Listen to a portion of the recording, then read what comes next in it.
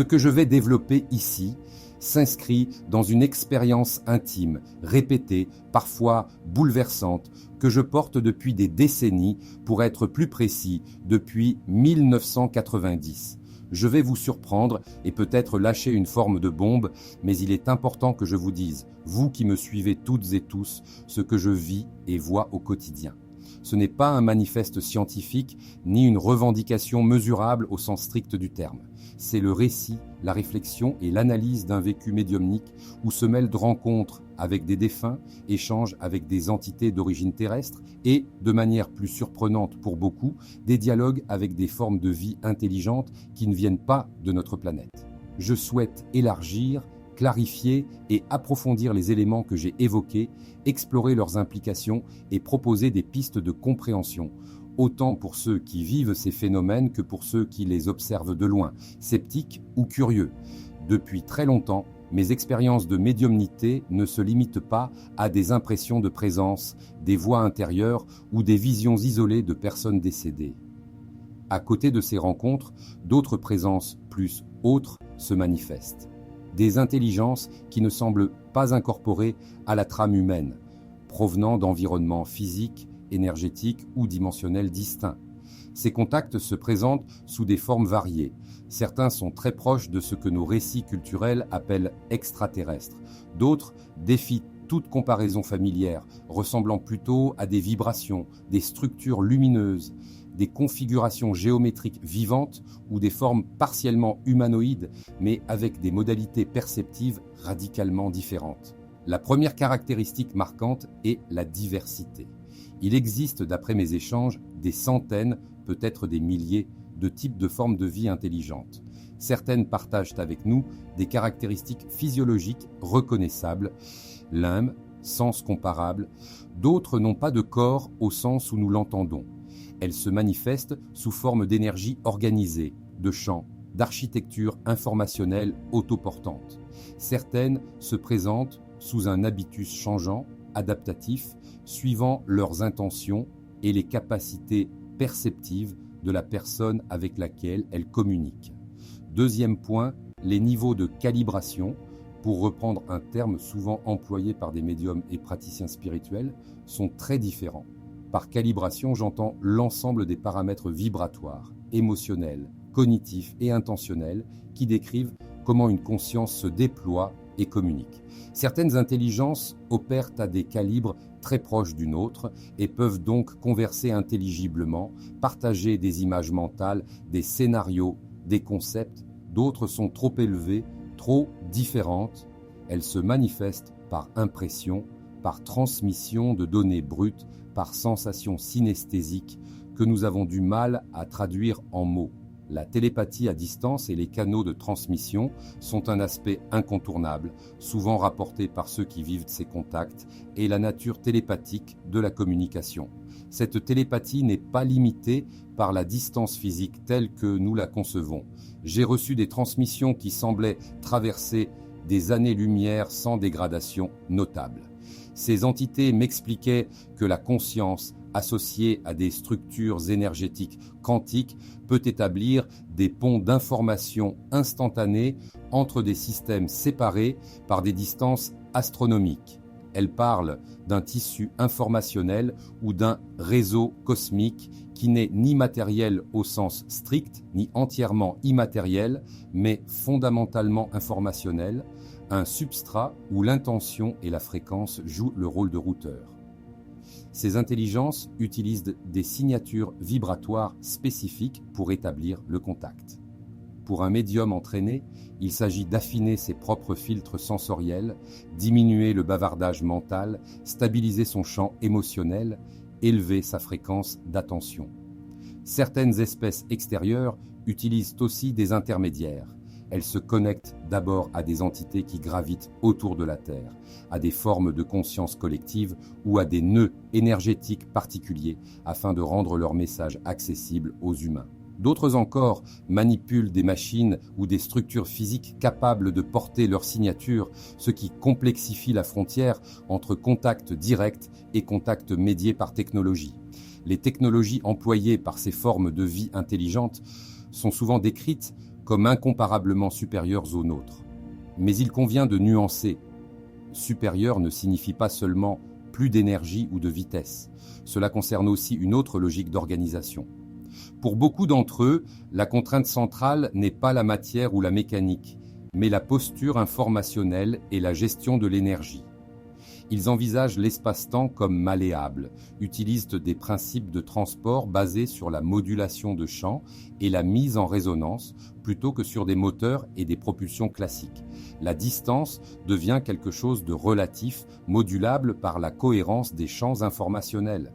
Il existe des espèces qui maîtrisent la conversion d'énergie quasi instantanée entre l'information et la matière, des systèmes de communication multidimensionnels, des structures capables de se déployer à partir d'un motif d'information. Cela explique pourquoi certains témoins décrivent des apparitions quasi instantanées ou des engins qui semblent défier la mécanique classique. Mais il faut garder à l'esprit que ces intelligences ne dissocient pas forcément technologie et éthique. Pour elles, l'usage d'un savoir découle d'une architecture sociale et cognitive spécifique et les différences entre espèces sont souvent plus culturelles et intentionnelles que purement techniques. La présence historique et observation de la Terre est une idée récurrente dans les transmissions que j'ai reçues et la présence ancienne de ces formes de vie autour de la Terre. Certaines sont venues à plusieurs reprises sur de longues périodes pour observer, pour encourager ou pour prendre des mesures préventives. Elles se déplacent parfois sous couvert, parfois en interaction directe avec certaines communautés humaines, parfois en observation distante. Il ne s'agirait pas toujours d'interventions massives, mais plutôt d'une série d'essais, d'échanges discrets, de contacts choisis selon des critères qui leur sont propres, capacité d'accueil, niveau d'évolution sociale, configuration énergétique locale. Ces présences peuvent avoir des buts multiples: partager des savoirs, prévenir de dangers, échanger des ressources informationnelles ou encore surveiller des phénomènes susceptibles d'affecter leur propre trajectoire. Certaines espèces ont aussi des raisons historiques ou biologiques, des ancêtres migrateurs, des lignées évolutives qui ont autrefois migré vers ce secteur galactique. D'autres sont purement exploratrices, scientifiques ou engagées dans des stratégies de survie dans un univers en mutation. Ce qui rend ces contacts troublants pour beaucoup, c'est la coexistence d'intelligences bienveillantes avec des formes nettement plus hostiles. Certaines espèces m'ont décrit des histoires de guerres interstellaires, de conflits de ressources ou d'idéologies, et contrairement à une vision monolithique, la galaxie serait traversée par des dynamiques de compétition très variées. Les guerres peuvent être physiques, violence de masse, destruction, mais aussi informationnelles, attaques sur les champs de conscience, écologiques, épuisement ou transformation d'écosystèmes planétaires, ou encore énergétiques, détournement de flux d'énergie à grande échelle. La violence extrême que j'ai perçue chez certains correspond souvent à une logique évolutive radicale. Des espèces qui valorisent la domination, l'expansion sans compromis ou la préservation de lignées par des moyens coercitifs. Elles peuvent être très efficaces technologiquement et terriblement implacables. À l'inverse, d'autres formes de vie sont profondément coopératives et ont développé des mécanismes complexes de régulation collective qui rendent les conflits internes rares. Ce contraste montre que notre galaxie est un espace moralement pluriel, où la notion de civilisé dépend largement d'un référentiel culturel. Maintenant, réfléchissons un peu à la répercussion sur notre conception de l'humanité et de la création. Ces révélations, si elles sont prises en compte, bouleversent plusieurs narratifs fondamentaux. D'où venons-nous? Quelle est la singularité de la vie humaine? Quelle place occupons-nous dans un univers peuplé? La découverte d'intelligence autre pose la question de l'origine de notre espèce sous un jour nouveau. Avons-nous été influencés, guidés, observés au cours de notre évolution? Certaines transmissions que j'ai reçues suggèrent que des interférences, des rencontres anciennes ou des échanges informationnels ont pu jouer un rôle dans certaines étapes critiques de notre développement culturel. Cela ne constitue pas une conclusion univoque, mais ouvre des hypothèses qui méritent d'être explorées avec prudence. Sur le plan existentiel, ces rencontres poussent à reconsidérer la notion de création.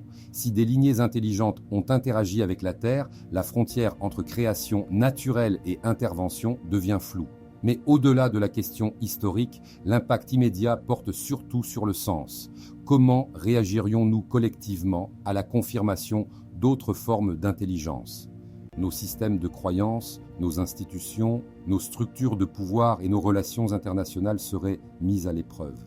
Alors tous ces secrets, comment le gouvernement doit-il assurer la gestion de l'information ? Vous évoquez la volonté des gouvernements de masquer ces informations. Dans mon expérience, il existe effectivement des mécanismes de rétention et de classification de données liés aux phénomènes anormaux et aux rencontres non conventionnelles. Plusieurs raisons peuvent expliquer cette posture. Éviter la panique sociale, protéger des technologies sensibles, préserver des intérêts stratégiques ou simplement gérer l'incertitude. Les gouvernements, comme tout système institutionnel, répondent à des logiques de risque. La divulgation totale d'informations qui remettent en cause des paradigmes scientifiques, économiques et religieux peut provoquer des perturbations massives.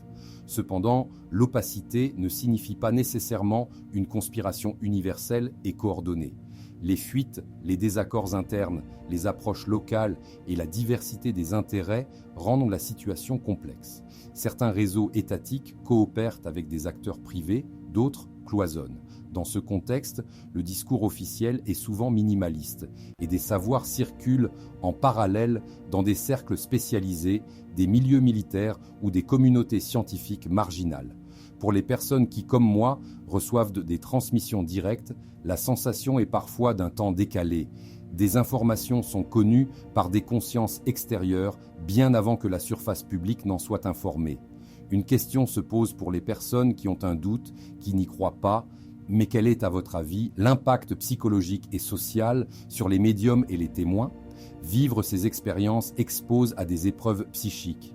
Incompréhension, ostracisme social, remise en question de ses propres repères et de ceux des proches. Beaucoup de médiums subissent le discrédit, l'accusation de folie ou l'isolement. Même au sein des milieux spirituels, la rencontre avec des intelligences autres peut susciter peur ou rejet. C'est pourquoi il est essentiel d'accompagner ces personnes, pratiques de grounding, structures de soutien psychologique, groupes d'échange sûrs, afin de les aider à intégrer ces expériences sans se perdre. Il faut aussi noter l'effet libérateur pour certains. La certitude d'une continuité d'un réseau de conscience plus vaste que soi peut apporter sens et résilience. Mais cela exige un travail d'interprétation critique, une humilité face à l'ambiguïté des transmissions et la capacité à discerner entre messages constructifs et projections subjectives. Maintenant, après tout ce que je viens de dire, comment peut-on considérer l'éthique des échanges et responsabilité de chacun ? Ces rencontres posent, enfin, une question d'éthique fondamentale. Quand une intelligence extérieure communique, qu'attend-elle ? Partager des technologies, des connaissances, des mises en garde, des prophéties ? Il n'y a pas de réponse unique. Dans mes échanges, des intelligences ont insisté sur la nécessité pour l'humanité d'assumer sa propre maturation. On peut recevoir des indices, des aides, des informations, mais la transformation doit venir de l'intérieur.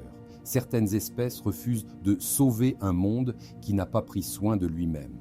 D'autres proposent des partenariats à condition que des cadres éthiques clairs soient établis. La responsabilité s'étend aussi à ceux qui communiquent ces faits au public. La qualité du témoignage, la précision, l'absence d'idéologie prosélyte sont cruciales pour éviter la manipulation. Il est impératif d'encourager la transparence, la pluralité des sources et un dialogue ouvert entre scientifiques, praticiens spirituels, autorités publiques et communautés civiles.